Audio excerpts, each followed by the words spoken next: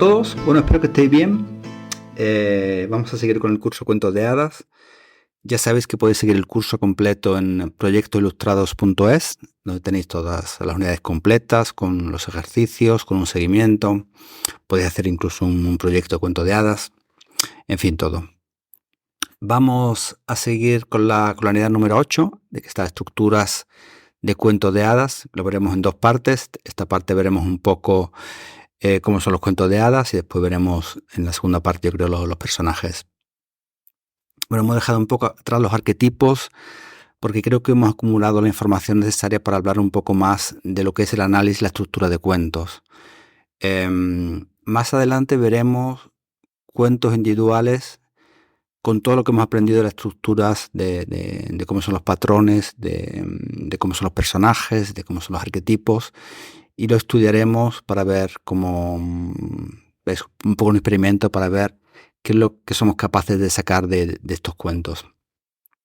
Bueno, yo he nombrado muchos expertos que os recomiendo también que si tenéis interés lo leáis, como Joseph Campbell, que hablaba del camino del héroe, Prop, del que hablaremos hoy, Bruno Bettelheim, otro psicólogo, Marine Warner, también una experta estupenda de cuentos de hadas, Marluce von Franz o Angela Carter, Zipes, no sé cómo se pronuncia.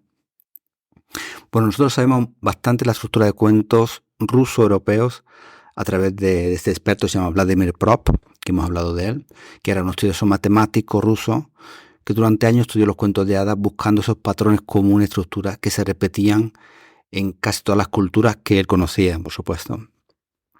Bueno, sus estudios nos muestran que hay algo profundo en estos esquemas y son estructuras que nos llevan a repetirla de maneras diferentes con puntos comunes, una y otra vez.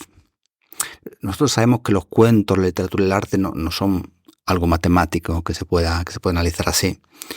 Pero cuando encontramos los cuentos comportamientos parecidos y a veces idénticos que se repiten en todas las culturas, yo creo que hay varias preguntas que tenemos que hacernos, o al menos que yo me hago, y vamos a ver si entre todos tenemos una respuesta. Bueno, la primera pregunta que sería es ¿por qué se repiten y se siguen repitiendo estos patrones de siempre? La segunda es ¿por qué tenemos que actualizarlo continuamente? ¿Y por qué tenemos que reconocernos en todas sus formas y variantes? Y otra pregunta que me hago es ¿por qué no existen formas únicas si muchas estructuras no cambian?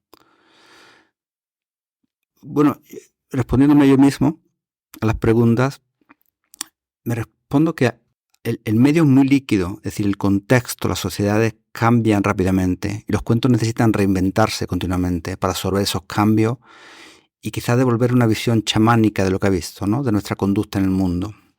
No es que creen manuales de conducta, sino lo que crean son nuevos lenguajes del inconsciente, eso que hemos hablado en la primera unidad. Y para eso sí que se necesitan nuevos arquetipos, se necesitan nuevas historias, nuevos símbolos, nuevos personajes. Para responder un poco sobre por qué se repiten, yo creo que es porque el ser humano en su esencia no cambia. Es decir, las pulsiones, los deseos, la vida misma se repite en cualquier momento, atesora las mismas satisfacciones y las mismas decepciones en cualquier momento del tiempo. Por eso necesitamos escuchar esas mismas pulsiones, pero no con las mismas historias. Los mismos significados profundos, pero no con los mismos símbolos y con los mismos personajes, con diferentes. Hoy en día hay una gran insistencia en cambiar ese envoltorio, ¿no?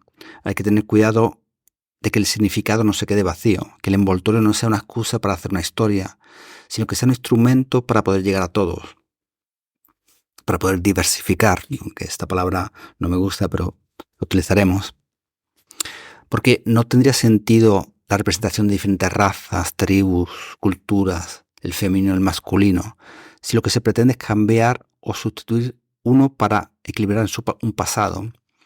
Estos cambios tienen más que ver con la representación de grupos heterogéneos, que se van dando más y más en sociedades que son cada vez más heterogéneas.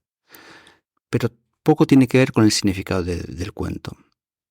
No necesitamos una historia diferente para cada grupo social y étnico, sino que los arquetipos sean todo lo ancho que permitan los cuentos y que exista una presentación ecua sin la necesidad de una imposición para equilibrar cosas del pasado que no podemos ajustar nosotros en el presente. Naturalmente también necesitamos que individualmente nuestra capacidad de poder reflejarnos sea abierta. Es decir, que sepamos interpretar esos símbolos, que sepamos interpretar la representación, no al contrario. Si no, estaremos en la búsqueda de una representación imposible. Es imposible encontrar una representación perfecta, equilibrada, de cada raza, sexo, tribu, cultura, que significa, cada una significa una cosa. Los arquetipos tienen que ser lo más ancho posible. Y la representación, por eso no recuerdo en qué unidad lo recordaba, una cosa es representación y otra es el significado. Tenemos que aprender a separarlo esto muy bien. Voy a hacer un inciso. Esta mañana estaba leyendo o estaba viendo las imágenes del nuevo Snow White de Disney. Bueno, hay varios errores que yo creo que son de significado y no de forma. Aunque os va a sonar mal esto que diga, pero escuchadme con atención. Bueno, en primer lugar, Snow White la han hecho hispana. La característica principal de Snow White es que su piel es muy muy blanca, porque en la poesía del cuento eso es importante. Es decir, igual que sea hispana o que sea negra o que sea china o que sea mulata, es igual, pero su piel tiene que ser blanca. Es decir, hay hispanos con la piel blanca, pero es un hispano con la piel muy negra. Es una hispana con la piel muy negra. Para mí, a mí me choca un poco esta lección. Después están los 7 enanos que ya no son enanos, es decir, son hombres, mujeres de diferente raza, de diferente tamaño. Bueno, han quitado los enanos. Yo lo comentaba en una ocasión, que está bien quitar los enanos, pero no puedes quitar el significado. Así se ha quitado el significado. Los 7 enanos, o los 7 duendes, que sería mucho más correcto. Es decir, el significado de personas pequeñas, para significar que 7 personas, que 7 duendes, que tienen personalidades muy específicas y que todas juntas pueden formar un príncipe. Es decir, es el significado profundo de los 7 enanos, que nosotros llamamos enanos ahora. Los 7 duendes, vamos a decir, de Snow White, de Blancanieves, es ese. Es que en la unión del masculino y el femenino, el masculino tiene que buscar su perfección, y su perfección se busca a través de esa división de personajes. Yo no sé si se entiende bien lo que estoy diciendo. Yo no critico que se cambien los arquetipos. Lo que critico es que se cambie el significado. Es decir, por ejemplo, creo que en los siete personajes, no sé cómo le han llamado ahora, igual personaje mágico o algo así, hay una mujer. Yo creo que aquí hay que saber distinguir entre lo que es el símbolo femenino y el símbolo masculino, que es lo que representan los siete duendes, porque es un símbolo masculino, porque es la unión del masculino y el femenino. Creo que se están metiendo en terrenos muy, muy rebaladizos por no prestar atención a los símbolos, a su significado, y prestar atención a otras cosas, que es ese envoltorio del que yo hablaba antes. Bueno, roto este inciso, vamos a seguir. Bueno, ¿cómo son los cuentos de hadas? Hay muchas características que nos ayudan a definir los cuentos que todos conocemos y que podríamos utilizar para analizar un poco esas estructuras comunes. Comentaba Marine Warner, y creo que ya lo he comentado, que un cuento de hadas puede sonar como una sinfonía, como un silbato, es decir, tiene multitud de representaciones y muchos cuentos podemos considerarlos dentro y fuera de los cuentos de hadas, porque no existen reglas más allá de las que nosotros podamos extrapolar de lo que conocemos. Solamente existen comportamientos que nosotros podemos estudiar, es decir, podemos hacer una selección de cuentos de hadas del pasado y ver qué características tienen, pero cualquier cosa podría ser un cuento de hadas, podríamos considerar un cuento de hadas. Alicia en el País de las Maravillas es un cuento de hadas, para mí. Sueño de una noche de verano es un cuento de hadas, para mí. Harry Potter es un cuento de hadas, El Señor de los Anillos es un cuento de hadas. Utilizan, en mi opinión, los mismos arquetipos, los mismos símbolos, ese tipo de estructura, ese viaje del héroe. Para mí son cuentos de hadas. Naturalmente eso depende del estudioso que lo analice. Bueno, lo que sí podemos establecer son algunos puntos comunes, características que nos ayuden a imaginar una línea genérica de cuentos de hadas. Yo he hecho los siguientes. El primero es que los cuentos de hadas no nacen de individuos. Yo creo que ese es un punto que sí tiene mucho sentido. Es decir, están creados lo que vimos en la primera unidad, a partir de ese inconsciente colectivo. Y están creados a partir de ese lenguaje que Tolkien llamó ese mundo secundario, ¿no? Ese mundo imaginario en el que también vivimos y del cual nos alimentamos continuamente. Y a la vez se alimenta también del mundo primario. Los cuentos nacen de esa tradición oral traspasada y en algún momento fueron recogidos, sobre todo por expertos, ¿no? El lenguaje para estar uniformado, establecer un ritmo, tener una limpieza estilística. Entonces fueron Grimm, Andersen, Basile, Italo Calvino, Perrault. Le dieron, eso sí, una impronta, es decir, una parte individual se introdujo en los cuentos de hadas, que es esa firma de establecer esa limpieza estilística como hicieron los Grimm, ¿no? Después contaré un poco la historia de Grimm, como esa parte se desvió y se usó para un nacionalismo excesivo. Bueno, las historias siempre presuponen un narrador anterior, es decir, son variaciones, son aproximaciones, de otro narrador que ha existido precedentemente. Por eso están profundamente incrustados en el alma del pueblo. Gracias al cine se han revitalizado los cuentos de hadas, ya que hemos podido sentir muy de cerca los dragones, las brujas, los ogros, los duendes, la parte mágica, el tenebrosa, es decir, las tres dimensiones, el ver estas cosas que eran imaginadas tan de cerca han hecho revitalizar muchísimo estos cuentos. La segunda que he escrito, que son historias cortas, es decir, hay cuentos mucho más largos, hemos comentado antes a Harry Potter, que son miles y miles de páginas, pero bueno, normalmente son cuentos, debido a su evolución, son cuentos cortos, igual están unidos unos con otros, están cortados, están editados de manera diferente, pero normalmente son historias cortas porque van al punto, van directamente al grano, diríamos. El tercero, que son historias con entornos familiares y conocidos, es decir, están protagonizados por alguien muy parecido a la gente común, entre comillas, ¿no? Para que nos entendamos. Es decir, tienen nombres comunes, tienen oficios simples, como panadero, como son molineros, siempre es el hijo del panadero, el hijo del molinero, el hijo del carpintero.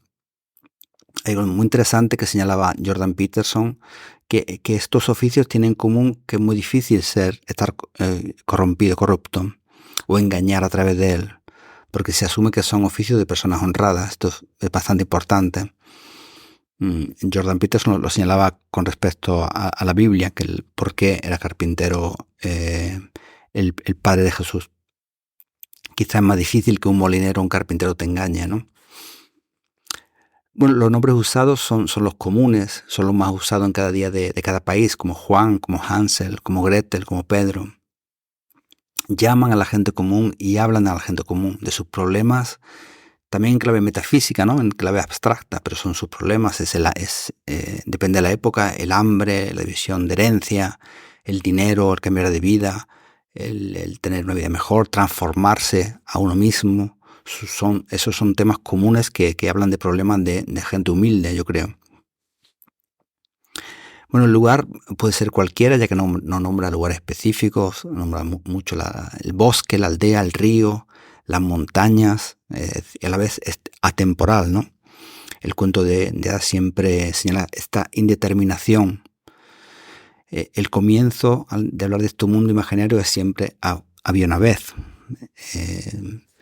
Es decir, se deja completamente atemporal. Algunos inicios de cuentos son, por ejemplo, en el Rey Rana, comienza así: en aquellos tiempos remotos en los que bastaba de ser una cosa para tenerla. En Icabod empieza así: había un pequeño país llamado Cornucopia que había sido gobernado durante siglos por una larga fila de reyes de cabello rubio. Por ejemplo, La Bella Durmiente empieza: una vez un rey y una reina a quien le faltaba una sola cosa en la tierra para hacerlos completamente felices. Bueno, hay muchos tipos de comienzo en aquellos tiempos, aquel día gris, una noche estrellada, allá en los tiempos en que el rey rabió, cuentan las abuelas. Bueno, siempre con ese punto indeterminado. El cuarto punto es, en mi opinión, que hablan de cambios profundos. Es decir, los cuentos de hadas se han asociado sobre todo a esas edades de cambio en la adolescencia. Pero al hablar de trascender en su sentido más amplio, toca a cualquier edad. Y tocando también la parte animista, que hablamos de ella en la unidad de la magia, y el mundo imaginario toca especialmente a los niños. Esto es muy importante. En cualquier edad es necesaria una transformación. Es decir, dejar atrás algo que creíamos valioso para vivir una aventura y transformarnos a nosotros mismos o transformar tu entorno, ¿no? Los cuentos de hadas a menudo retratan esas etapas de desarrollo en la vida de una persona joven. Las transformaciones mágicas que ocurren en los cuentos de hadas tienen que ver con el protagonista pasando de una etapa de vida a la siguiente. Los amigos y los maestros que encuentran en el camino son a menudo esenciales para su éxito. Y a pesar de los obstáculos y trampas, los protagonistas de los cuentos de hadas pueden realizar una tarea, ganar riqueza, encontrar pareja, adquirir sabiduría. El héroe sufre pruebas que conducen a su transformación interior y exterior. A menudo siempre es el más tonto, ¿no? El más estúpido, el menor. Es decir, hacen referencia a esa edad adolescente que necesita un cambio profundo, que está llena de potencial interior pero que no es visible a los demás. Y también él mismo o ella misma se sorprende por ello. Por eso a menudo necesitan una aventura, necesitan salir fuera de casa, necesitan abandonar todo, necesitan sufrir un trauma, necesitan partir de cero. Y es a través de ese cambio mágico de trascender a sí mismo que se cambian a ellos mismos y cambian su entorno. Lo hemos hablado a través de esa inocencia, ¿no? De ese divine child, de esa amabilidad, esa cortesía, esa consideración y humildad es la que le va a ayudar a tener éxito. Bueno, el quinto punto es que usan los arquetipos. Ya lo hemos visto, los arquetipos, que no son personajes, son los principales instrumentos para crear los cuentos. Y a partir de ello, a partir de su conocimiento de símbolos, se podía contar cuentos sobre cualquier cosa sin tener que nombrar nada específico. Se deja una puerta abierta a la interpretación y al lector para que haga suyo una parte de la historia y se construye su propia moral, ¿no? Al principio los cuentos venían con esa moral final. No sé si habéis leído algunos cuentos, su versión original, siempre está la moraleja, ¿no? La moraleja al final te dice exactamente cuál es la moral. Después eso se quitó, eso es muy interesante. ¿Por qué? Bueno, porque el cuento trascendía esa moral que se pretendía poner al final.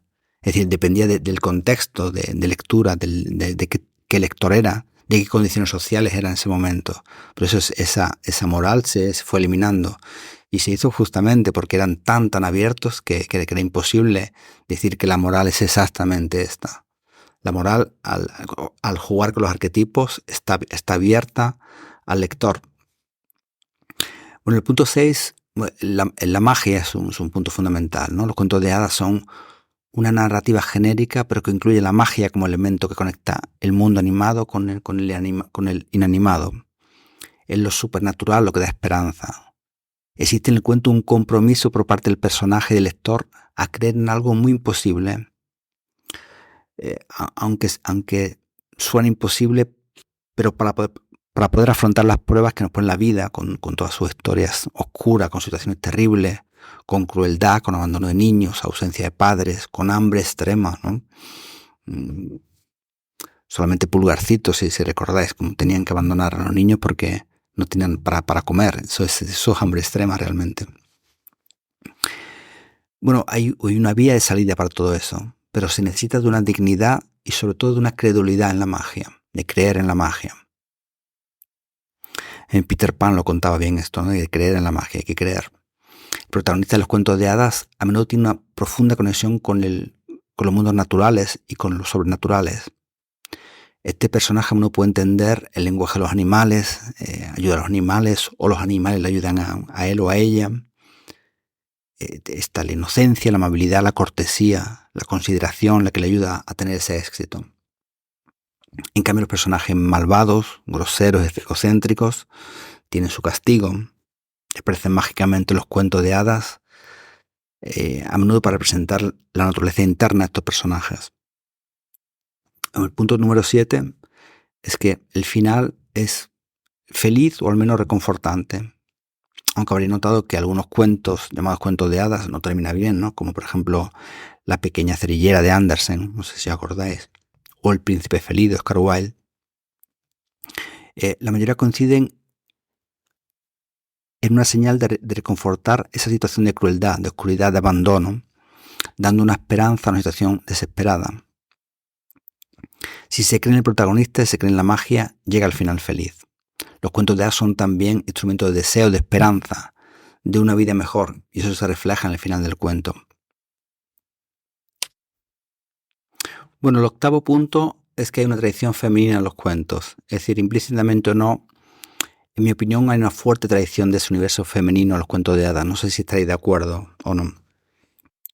Quizás sea por esa tradición oral o quizás por esa transmisión de secretos que se tramandaba de madre e hija. Los cuentos a menudo hablan de temas femeninos, ya sea simbólicamente o de un modo directo. Es cierto que también hay un universo masculino con su simbología o directamente masculino. Pero creo que si lo comparamos con los mitos, que son mucho más masculinos, en mi opinión, creo que podemos afirmar que los cuentos de hadas tienen esa parte más ánima, ¿no? Esa parte más simbólicamente femenina. Bueno, por último vamos a ver los personajes, siempre siguiendo un esquema de prop. Bueno, los personajes, los cuentos están íntimamente asociados a los ritmos, a la esencia, a esa pulsión del cuento. No importa tanto el personaje, sino sus acciones, que es lo que hace ese personaje. Yo creo que este punto es muy importante para poder afrontar nuevos cuentos y retos en el futuro. Sobre todo en esta época de ese tribalismo y identitarismo un poco difícil. Cuando es más importante a qué tribu perteneces que cuál es tu acción sobre el mundo. En todo cuento que se precie será más importante qué hace el personaje y no a qué grupo pertenece o a quién está dando voz. Porque si está dando voz, ¿cuál es el mensaje que está dando? ¿O cuál es el mensaje que merece la pena ser dado? Bueno, Prop constató que hay personajes, situaciones, acciones que se repiten siempre. Estableció esos roles fijos para personajes y funciones para las acciones que la veremos la próxima semana. Las funciones de personajes están agrupadas en 7 diferentes, son muy específicas. Bueno, el héroe y la heroína, está claro, el personaje que realiza o protagoniza la acción, el cuento, pues es Shrek, como Ariel, Peter Pan. Después llamó el bien amado o deseado, es decir, lo que mueve al héroe tanto por deseo como por rechazo, que puede ser una princesa, un objeto, algo abstracto, un ideal, como la libertad. El tercero es un donante, que es quien atribuye o asigna el objeto mágico para completar la misión o desbloquear esa situación y trascenderla, como Merlín puede ser, ¿no? La oruga de Alicia, la hada madrina. Después está el mandatario, que es el que impulsa al héroe a actuar, que puede ser una situación, una idea, un objeto, una persona. Como por ejemplo, puede ser Geppetto, puede ser el conejo blanco, la mamá de Caperucita, es decir, aquel que induce a actuar, ¿no? Después tenemos el ayudante o el auxiliar, que es el que favorece la acción del héroe, que puede ser una persona, puede ser una situación, un objeto siempre. Naturalmente tiene que tener características mágicas, ¿no? Como por ejemplo Campanilla o las hadas o el cazador. Después tenemos el antagonista, que puede ser el villano o agresor también, que es el antihéroe, el que interfiere en la acción del héroe, es el obstáculo y puede ser una persona, una situación, una cosa siempre. Por eso son tan abiertos los cuentos, ¿no? Por ejemplo, el Capitán Garfio, Úrsula, Maléfica, Cruel de Vil. Y después tenemos como último el falso héroe, que hay que saber distinguirlo del antagonista. Es aquel que se hace pasar por el héroe, es decir, no es el contrapeso del héroe, es aquel que intenta llevarse los méritos del héroe, el que usurpa su lugar. Se intenta llevar méritos que no le corresponden, ¿no? Como por ejemplo el Príncipe Azul o las Hermanastras. Bueno, estos son los siete roles de Prop, creo que son bastante interesantes, se usan ya sea en cine, se usan para hacer historias. Como ves, parece algo bastante simple, pero tiene su complejidad, porque si podemos analizarlo, podemos dar a cada personaje que creamos una psicología mayor, un tipo de personalidad mucho más definida. Bueno, esto es todo por esta semana. Nos vemos la siguiente con la segunda parte, donde veremos, seguiremos viendo a Prop esta vez con las acciones, y espero que lo paséis bien. Chao, nos vemos pronto.